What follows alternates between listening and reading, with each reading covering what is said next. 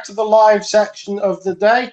I hope you all enjoyed John Davey there talking to our Paul Griggs. Thank you very much. We have had some lovely donations over the course of that last video. Thank you. You know who you are. Thank you very much indeed. That's very, very kind of you. And we've also had a lovely message from one of our friends and supporters, Jamie Guest, who said, Alan looks a right mess. Get him to sort himself out. Thanks, Jamie. Put a fiver in the bucket, you miserable sod. Right. Now, what we are doing now is we are going to be talking to a special guest, Tony Jordan, who joins us from the Doctor Who Appreciation Society, and we're going to be talking about conventions, how we got started, how we found ourselves in the mess we're in now, and what's next. Tony, thank you for joining us. Good morning, Erica. Good morning, Alan. How are you? Yeah. As well as can be expected. How are you? I think Jamie Guest is spot on. I think you're in rehearsals for Plague of the Zombies the way you look this morning. That's it. I'm leaving. Erica, you deal with this. That was the shortest interview ever. Oh, how are you, Tony? You coping okay with lockdown? Yeah, thank you. I sort of retired shortly before lockdown, so I don't feel the pressures of what many people who are having to go to work all the time do. Yeah, I'll be glad when we're out of it, but I don't think we're going to be out of it anytime soon. I know there's vaccinations. Everyone was saying 2021 was going to be the year, and 2021 is going to be pretty much 2020.2, really, isn't it? I think so. We think so. So conventions, you've been doing Doctor Who conventions. I mean, I think before I was born. I believe you've been a member of GLAS for about 35 years. Well, I was coordinator 36 years ago. Yeah, so I was involved in them then, and as you know, I'm still doing them now. I've come and gone at times. I've helped in running them, and I've run them myself. And as transpired this very week, we've announced that the Capital, we've put it back till April 2022 because it was originally going to be April last year. Then we rescheduled it to October. By the July, I realised we couldn't do that. So by moving it to May this year, I thought we'll definitely be out of the woods, but palpably obvious we're not. And I think if I've rescheduled it for October again this year, there's every chance we wouldn't go ahead. And I think everyone who's got a convention organised for this spring is going to basically be rescheduling it for the autumn. And I think it's going to be a bit chaotic as well. So I don't think we can do it till next spring. So that's why we've rescheduled for the 2nd and 3rd. I think it's a sensible idea. Yeah, we had a mini conventional plan for last year, didn't we? And we've not issued a rescheduling date yet because, as you say, it's become very apparent that nobody really knows how long it's going to be. So should we go back to 1976? Let's do that.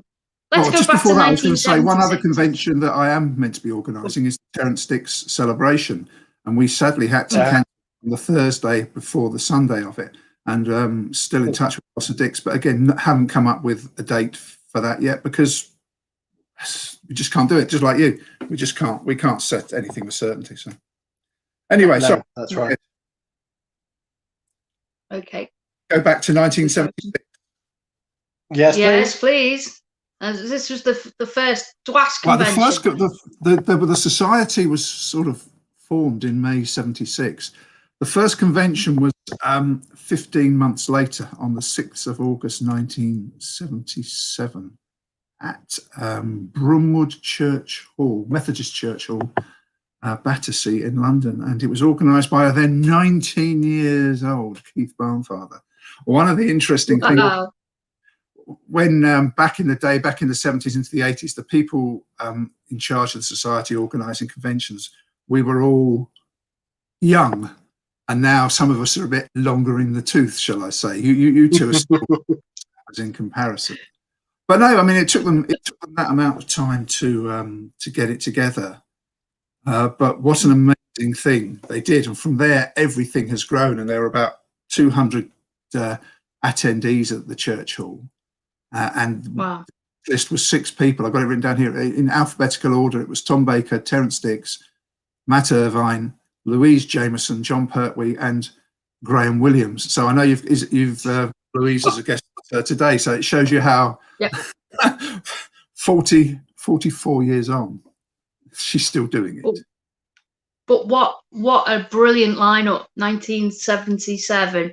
And you've got the current Doctor, you've got John Pertwee, you've got the current companion, the producer. I mean, amazing. I mean, to think of doing that now, it wouldn't happen, but wow. Well, when they formed the society, the likes of Jan, Steve Payne, Jeremy Bentham, they wrote to the production office, and Philip Hinchcliffe was then producer, and he welcomed them with open arms, and it was that's how he ensured the official recognition for the society quite quickly. But that's how the relationship started, and obviously back in the day there was nothing like it, so he was able to well, Graham Williams for the first event was able to use his connections and get those wonderful people. I think they did ask Liz Sladen, but she had something else going on, so she couldn't make the first event. But from there on, every Doctor Who convention has been spawned out of that one day in August in Battersea. And I think it was a pretty wet and miserable August day, which is typical. Typical. So what convention were you first involved with, Tony? When did you... Well, the first convention I was involved in the organisation of was Panopticon 7 in 1986, when I was coordinator, because Panopticon, it was all during the hiatus, and things in fandom were, should we say, a little rocky.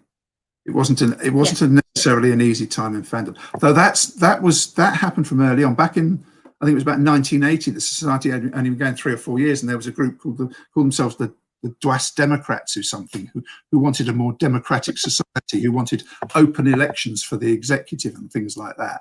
So there was always seemed to be, turmoil within that. At 85, there'd been 2 big conventions, Dwas Social, which 5 at the Novotel, which has become a legendary one because of Ian Levine and JNT, and it was also legendary because it had the only convention appearances of Jackie Hill and Adrienne Hill.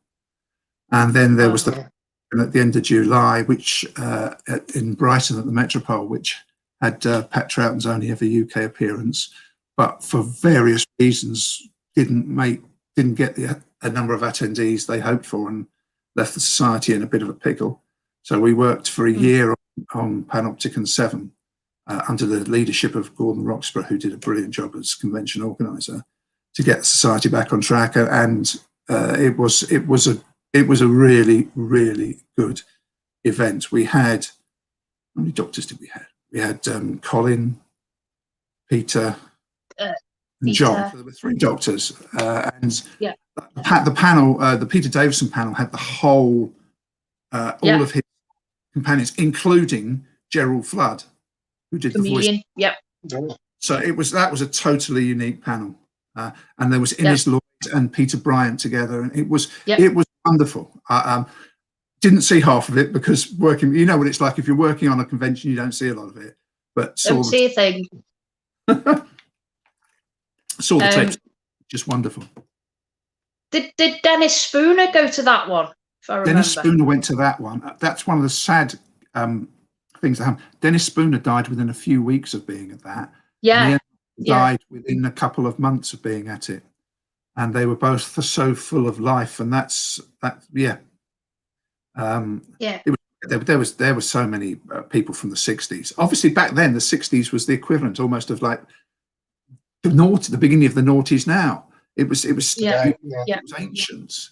But if we think of it, we still call it Who, and it's actually 16 years old now. So that would be the equivalent of watching Gerald, Graham Williams, and his last season, the Sharda season, to the original season. It was a fantastic guest list, and then so the society stayed at Imperial for another couple of conventions because it just worked. And that great hall with its quite steeply seating and the steps down, and that had been the venue of the first weekend event. The original convention was called Convention 77, but is now historically regarded as being the first Panopticon. And it was August 78 that it was called Panopticon 78. and that was 2 days at Imperial. So that was where that was first set. But it was thought returning there was the best thing to do, and it is a tremendous venue. Obviously, the only accommodation on site is students' digs. So I think if I remember rightly, we were putting the guests up in hotels in the South Ken area. But yeah, that was a great event. Very enjoyable. And of course, the fees weren't what modern conventions ask for now, if we say. So it was. No. I think it wasn't as expensive for fans to enjoy Doctor Who as it is now, and things have changed. Well, they changed in the 80s, Erica, because America lured the guests over. Understandably, they were flown over business class, first class. The Chicago conventions had crowds of 8,000 or more. So, and this did lead to issues. So, Panopticon 6, which was finally held in Brighton in July '85, was meant to be in November '84. But by the summer, it was realised that basically everyone was going over to Chicago in November for the 21st anniversary, and so Panopticon had to be bumped, and a one-day event called WhoCon 21 was held in London, and that was Colin Baker's first UK appearance, and he wore his full costume, and he did a Q&A with JNT that day. So that was one of the very first knock-on impacts of America, and fees absolutely came in after that. Fair enough. That's how it went. In the old days, they just turn up for the bus fare and a pint.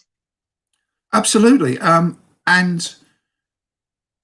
it was, the thing is, you were still getting people who were very new. I went to a convention in a church hall in North London on the same day as Live Aid. And that was organised by the North London local group. Mark Wyman was in charge of that.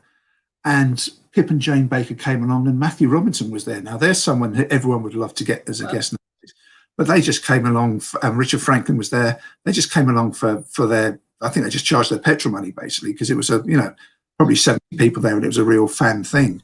Doesn't happen nowadays like that, does it? No, not at all. And hasn't for a long time.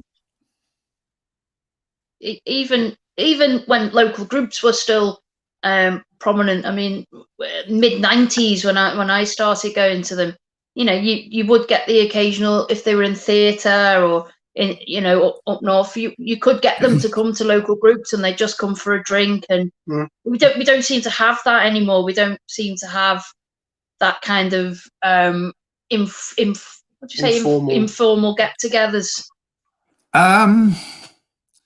No, probably not. I think the Hoovers, when circumstances allow, they sometimes have their Friday evening meetings, and it'll be when a certain guest might be doing something in the area. But no, to be fair, we probably reflect on it now saying, oh, it's not like it used to be in the good old days. But actually, it hasn't been like it for 30 years or more. I used to come up to the MLG meetings in the second half of the 80s and was involved in some of the conventions there. And there were fees being charged in the late 80s by a doctor was charging £1,000. So it was plus VAT. that was Nebula, was it Nebula 90? If I remember. There was Nebula 90, Nebula 89. There was TenCon. There was a MonsterCon. It used to seem to vary between the House and I can't remember its name now. The one with all the marble. The Adelphi? Yeah, that's it. The Adelphi. Yeah. It was happening by then. So, and obviously something. If we move forward a bit into the 90s, in 1993, the Society. Well, by then it was Domini Temporal Services, led by Andrew Beach. They organised the 30th anniversary convention at the Novotel in Hammersmith, and that was done run with BBC Enterprises and Marvel UK. So that shows you how far it had come by then, that the Society was on that sort of terms. And that was the biggest ever one held in this country, 1,200 people, and it sold out quite quickly. and it had a massive. Yeah, I remember. I was there. Oh well, there you go. It was. Yeah. I think I might have it written down here. It was. Here's what, like Sophie Aldred, Colin Baker, Tom Baker, David Banks, Christopher Barry, blah, blah, blah, blah, blah, blah. I mean, there were like 4 doctors. There were about 40 to 50 guests. It wasn't. It was huge. It was absolutely huge. It was. And the trouble is, it may become a little bit less personal. Well, a lot less personal in that sort of situation. Because I think if you're going to have big guests and then you are that's the trade-off, you know. But just to put that in context, we're talking about the amount of money that a convention could command for guest fees and what have you. You said that's the largest UK convention there's ever been, 1,200 people. That's still less than a sixth the number of people who were at that Chicago convention. Indeed, and Gallifrey gets 3,000 or 4,000 every year, doesn't it? Yeah. But that's just that's how it is. Well, of course, we could, let's say that Longleat had 20 million people at it. You know, that 40. And the event, the 50th anniversary of the Excel was it 5,000 a day, 10,000 a day? Something like that. So when they tried to repeat that a couple of years later, it didn't do very well, did it? Because they'd put the prices up and it wasn't such a success. The T-shirt I'm wearing this morning, I thought I dug this out. This is the crew T-shirt for Time and Again, which incredibly I was there, I think. 12 years ago. And the reason I'm mentioning that... I was working on that. Yeah. Well, that was at Riverside Studios, a one-day event. It was only 200 people, but the guest list, there was Tom, there was Derek Jacobi. We had the first ever screening of Part 3, the colorized version of Part 3 of Planet of the Daleks. I did a late night panel. It was called Late Night with Katie and Tony, where we about 8 till 9, we wrapped it up just talking generally about her life and whatever else. So that was an intimate event with 200, and yet there was Tom and Sir Derek. So you can still do it. I think you have to rely on the guests not asking for too much as a fee. Yeah. I remember I've worked on a couple of Riverside studio events. Just amazing. Before it was demolished and rebuilt, that venue, it just had a feel to it. And if it was nostalgia, I don't know, but I just loved that. I think that's one of my favourite venues to work on was Riverside. There's backstairs. I remember Tom Baker hitting me on the head on the backstairs. Yeah. That was where, of course, a lot of Doctor Who was filmed in the 60s. Now, just before it was demolished in 2014, myself and Barry Ward went down and I did a little to-camera piece from Studio One and stood on the actual spot where Hartnell regenerated. I don't know why, but we never released it. But that was where the history of Doctor Who was. But the new studios were delayed for nearly 2 years, but they are now open, and I think we hope to go back there in the future. Yeah, that'd be good. It was lovely, and had that. You'd go to the little bar at the back, and there was the river, wasn't it? It was it's a lovely venue. Yeah, it was just lovely, and it was so intimate because of the way it was spaced out. It was just absolutely lovely. Remember me and Mr. Guard having a lovely time in the green room with Mrs. J. Well, the green room, of course, is where Chris Evans used to present Thank God It's Friday. They rejigged it for that. So the green room, that window, and that's so wet. He used to sit on his desk there and do it. So again, it was living history. It really was. But I did go to it a couple of times when it was being built, the new Riverside, and it is amazing. And you've now got the sidewalk, so you can walk along the whole of the towpath now. We need to get the Verity Lambert plaque back up. As with everything, they weren't really reopening until last spring, and now it's all been put on hold. So It'll be like Of course. 7 Of course. when they close to when they're fully operational, which is kind of crazy. So we've been to the 80s. Should we go to the 90s? We've been to the 90s. Okay. So Well, the main thing about the 90s conventioning was, in the 90s. yeah, well, Panopticon was still going as a brand, and it spent many years at the Hotel Leo Freak in I remember that. Tree. It just became a set venue, rather like we did the first 4 Capitols at the Aurora in Crawley. Yeah. If you find a venue that works, that is the right size for you, you get to know the staff, then you can stay there happily for years, and your attendees know it, and so there's no one where they have to go for you tweak things, but that was how it went, and it Panopticon was a big brand for the society, but obviously it eventually it came to an end.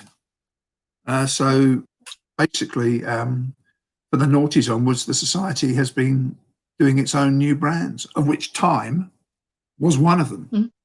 There must have been 4 Time conventions.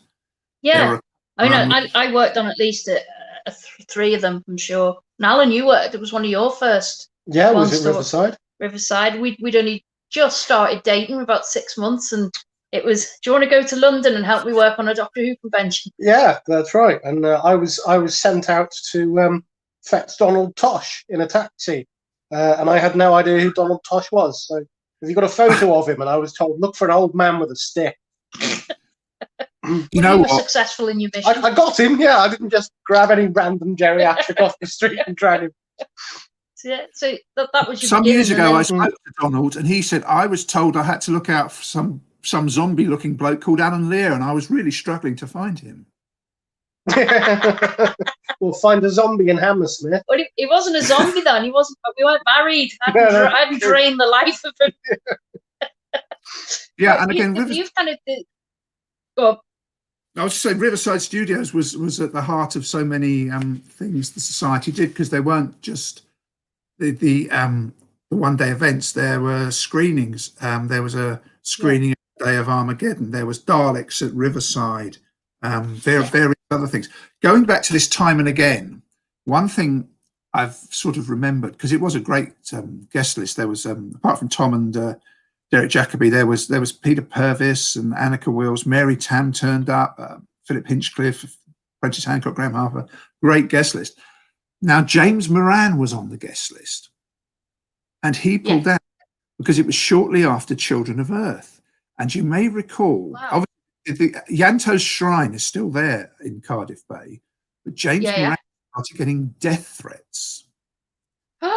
Killing off Yanto, even though he'd been told by the episode he wrote, he'd obviously been told by RTD to do it.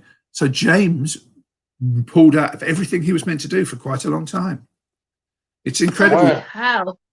And he was actually getting death threats. He was getting death threats because he'd killed off Yanto. It was in what was, it has to be said, the best Torchwood series there was. Oh, it was brilliant television. Absolutely superb. And the episode where a lot of it is spent with the 456 having turned up, I just thought that it was so compelling. It was brilliant work. It was Russell at his best, probably, until It's a Sin. So Oh, that was brilliant. But you're still organising conventions now. We've got the Capitol. What is the difference between organising conventions? What's the main difference between organising conventions in the 70s, 80s to now? What strikes you as the main difference now? The first thing I do is get a venue. Next thing is draw up a detailed budget,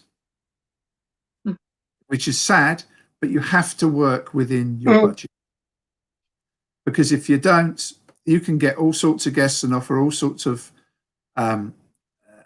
fees, but if you don't sell the tickets, you're stuffed. And the Capitol has had its ups and downs against its budgets. 2 of them have made money, which we carried over to support the 2 others, because we are non-profit making, and we've raised, I think, in the first 4 capitals alone, we've raised £10,000 or more for various charities. Yeah. But no, it isn't a case of that we make a profit and then we divvy it up to ourselves. It goes towards funding the next one. Absolutely no. And we raised money for Peter Capaldi's charity, I remember, as well. I remember us having to dash to his agents. We had to run to his agents, didn't we, in Swish Cottage, and pick up all these brilliant things he'd signed for us. And, that was exciting, wasn't it? Yeah. When I say we've raised 10,000, that was just at the actual event. One of the things you got was that signed script, and it went for over £600 on eBay, didn't it? Yeah. Yes, that's right. Yeah. His script of Into the Dalek, which he'd drawn Daleks on. Yeah. Yeah. Yeah. And the auctions at conventions, I'm always flabbergasted when what people will bid. How generous fans are when they've had a couple of drinks. Well, that was always my suggestion at exec meetings. Do the auction when people have had a drink. They're more genuine. Yeah, and you say the capitals of some of them you raised 10,000 on the day. This is without the sort of charging tariffs we're seeing at Comic Cons, where people are paying through the nose for a single photo or an autograph.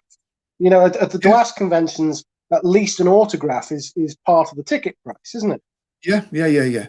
Some depending, you have to do deals with different guests, but in the first 4 conventions, I think you've got at least 1 autograph from every guest, and we try and operate our fair usage policy where possible. Just going back to auctions, of course, at the Capital 2, we had the incredible Mr. Kai Owen as auctioneer, didn't we? Oh yes. Yeah. I think he managed to. He missed his calling. Yeah, as an auctioneer. He was brilliant. Can you imagine him on Flog It? Just complaining about the price of the vodka. It was just my function to just run to the bar, grab another vodka, run back again. That's what I love about conventions. Leo, my son, and I had gone into the pub bar at the Aurora, just to have a quiet drink. And Kai was sitting there, and I said, "Do you mind if we sit with you?" So about 2.5 hours later, it was the post first day, 6 o'clock till 8:30. Yes. Gosh. And then Kai went into the auction. It was brilliant. I remember your missing 2 hours, Mr. Jordan. Good job, somebody does. Indeed, bits I don't remember. There's back in the. I think I wasn't drinking at that convention. I had a few sober conventions. Even when we finished. I remember there's one where you had a couple after on the Sunday, but I mean, conventions are the social aspect of conventions. Certainly, society conventions should not be underestimated. The Saturday night people stay in the bar till 2 or 3 or whenever they're kicked out. Yeah. As you said, Riverside, people stayed in the bar all afternoon and evening. It's important that allows that. I think Carrie and Chris from Swansea, our Swansea friends, I don't think they've ever seen a panel at any conventions. I think they've seen the bar quite a bit. Yeah, they're too busy being convivial and sociable. Yeah. That's the one thing. Sorry. I was just saying, one of the things that when you're organising an event and you come up with a budget and you find a venue, you need to negotiate hard with them, saying, "Look, I want you to put your price down because I'm going to bring you thousands and thousands of income on food and beverage, and that is where you really make your money. If I'm not here, you're not going to have 350 people here, 350 people here over the weekend, eating and drinking and whatever." And that's the key thing. You need to up your game, get your F&B receipts, and that covers, So that's an argument I tend to make. Well, one example for us is when the Hilbury pub rescued us because we'd lost our venue with 6 weeks to go. Yeah. And they just said, just do it. And then the owner said to us, can we do this again? Because what we've made on this convention in food and drink is going to keep us open for the next 6 months. Yeah. Yes, absolutely. And that's absolutely true. Yeah. They run out of food at one point, had to go down to Morrison's to get more. That's true. There was one of our helpers was actually his girlfriend was a barmaid, wasn't she? And she had to jump on and help out. Yeah. So that kept the Hilbury, one of our locals, afloat for 6 months, and it was just by accident, wasn't it? They said we'll step in and do it, and it was an amazing event, wasn't it? It was really brought back that kind of panopticon spirit, if you like. Of course, that's the one thing that we can't really capture on these. Much fun as it is to have Zoom festivals, and wonderful as everyone has been to join in, it's still not quite the same because you don't have that social aspect. No, it's totally different.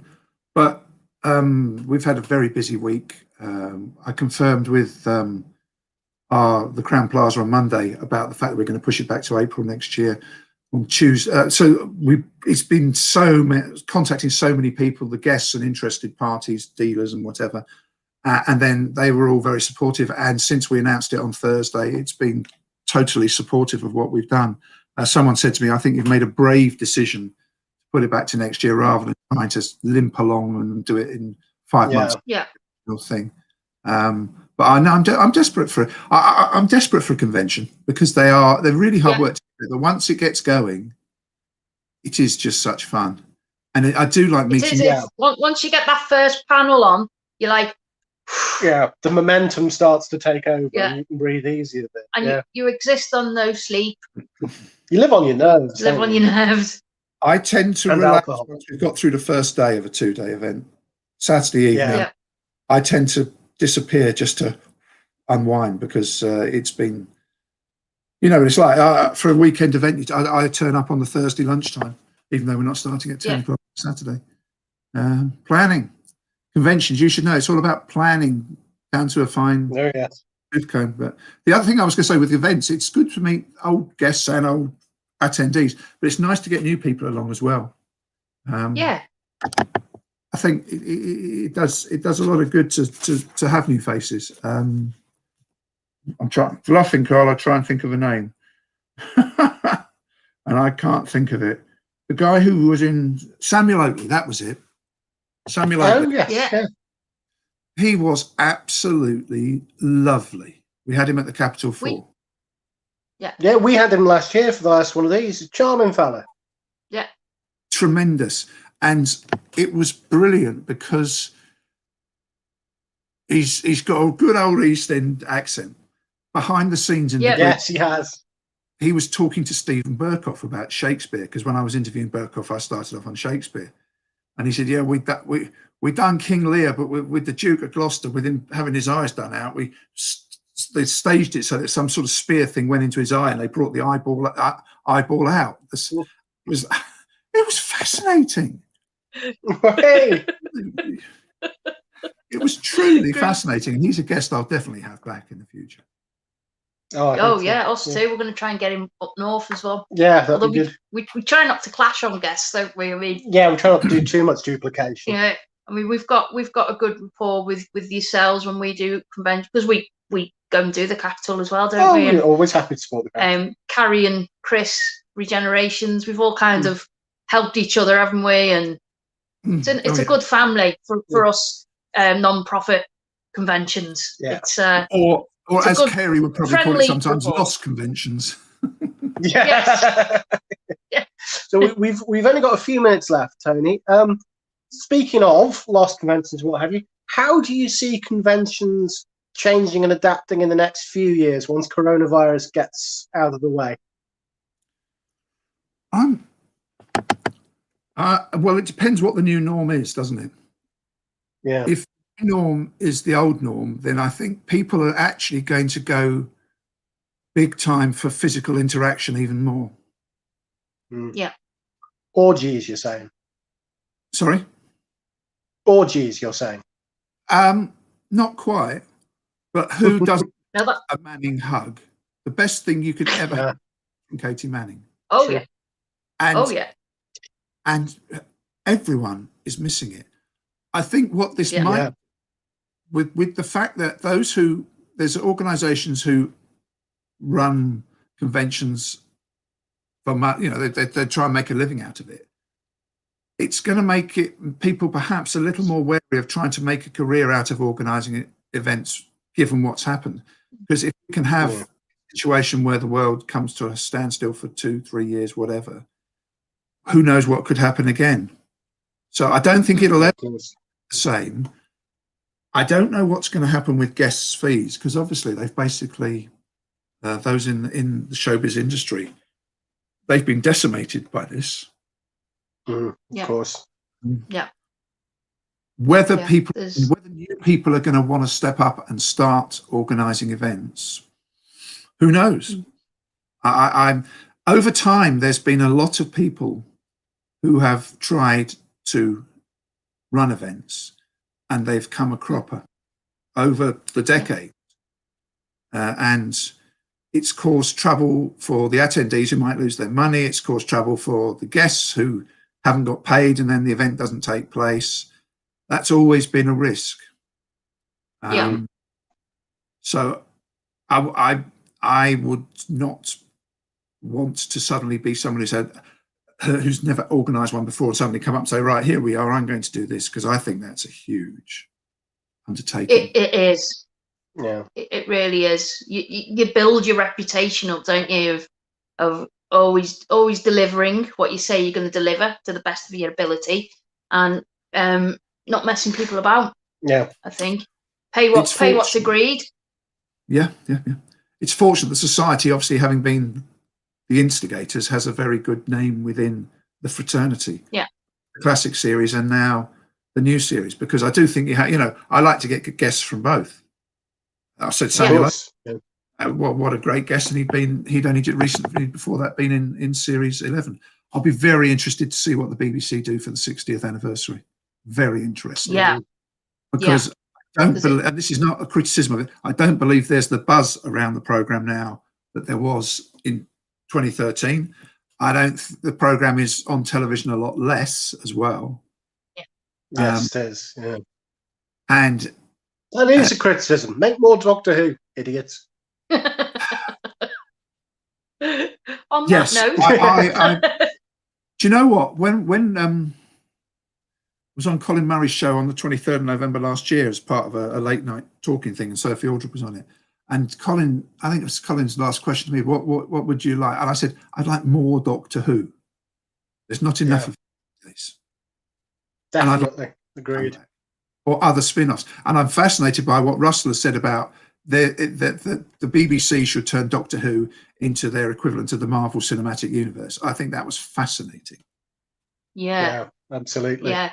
Just spinning off everywhere, with all sorts of different characters. Exactly. Marvelous. That's the way forward. Yeah. I think Well, we're out of time. We are unfortunately out of time. So it only remains to thank you very much, Tony Jordan of Glass, for coming and joining us. Nice to see you, mate.